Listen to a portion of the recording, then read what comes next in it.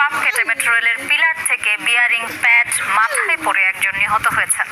এ নিয়ে আরো জানাতে যোগ দিচ্ছেন সুলতান মাহমুদ আরিফ, যাচ্ছে তার কাছে। আরিফ, নিহত ব্যক্তি এখন কোথায় আছেন এবং মেট্রো রেলের সবশেষ কি পরিস্থিতি?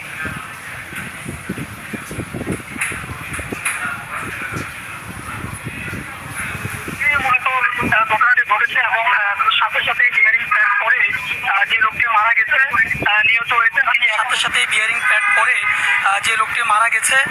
নিহত হয়েছেন তিনি এখন পর্যন্ত ঘটনাস্থলে রয়েছে এবং মরদেহ নিয়ে যাওয়ার যে কার্যক্রম সেটি কিন্তু পুলিশ করছে এবং পুলিশ তাকে শনাক্ত করার যে কাজগুলো সেগুলো তারা করছে। তার মানি ব্যাগ এবং তার সাথে থাকা কাগজপত্র দেখে সেটি চিহ্নিত করার চেষ্টা করছে এবং তাকে তার পরিচয় শনাক্ত করার যে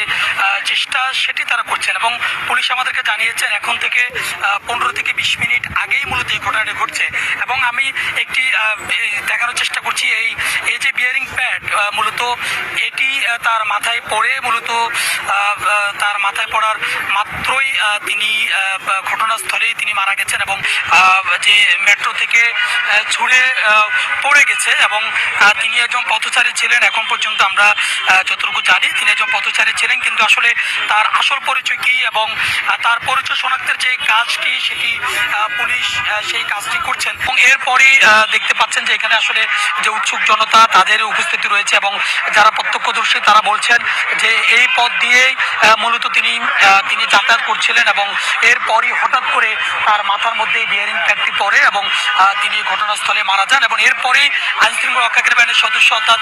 পুলিশ সদস্যরা এসে এখানে উপস্থিত হয় এবং পুলিশ তাকে শনাক্ত করার একটু কাজ করে এবং বলা যায় যে এখন পর্যন্ত যেহেতু তিনি একজন পথচারী ছিলেন তার সাথে যে কাগজপত্রগুলো আছে এবং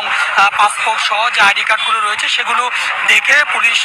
শনাক্ত করার কাজ করছে। তবে এখন পর্যন্ত সেটি শনাক্ত হয়নি। মরদেহ রেললাইন মেট্রো স্টেশনের পাশে অর্থাৎ কৃষিবিদ ইনস্টিটিউশনের পাশে কিন্তু পড়ে আছে রাস্তার ধারে।